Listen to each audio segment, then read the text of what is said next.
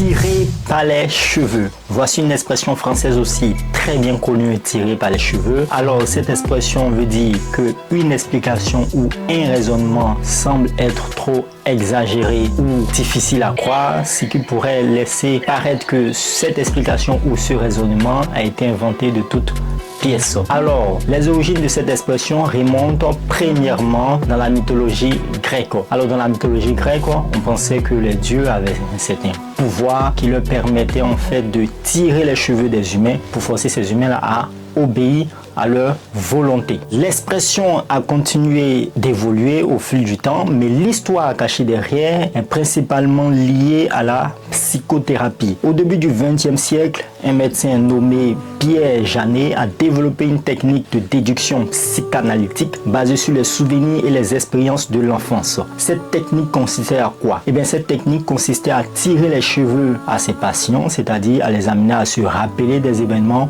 oubliés ou inconscients de leur vie. Plus tard, cette expression a été utilisée par des écrivains tels que Marcel Proust, j'espère que je prononce bien, pour décrire des souvenirs involontaires qui sont parfois stimulés par des sensations physiques telles que les odeurs ou le toucher. Voici d'où vient cette expression tirée par les cheveux et voici toutes les origines qu'elle engage de la mythologie grecque, de la psychanalytique et aussi de la littérature. Avoir un complexe d'Oedipe.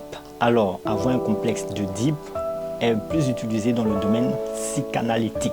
Alors, avoir un complexe d'Oedipe remonte bien sûr dans la mythologie grecque. Oedipe était une personne, bien sûr, qui a tué son père pour épouser sa mère dans la mythologie grecque. Donc, avoir un complexe d'Oedipe de nos jours signifie pour une personne, un enfant par exemple de sexe masculin, qui a une attirance de manière inconsciente, qui aime plus la mère, ou une fille, une jeune fille qui aime plus par exemple son père. C'est ce qui signifie le complexe d'Oedipe.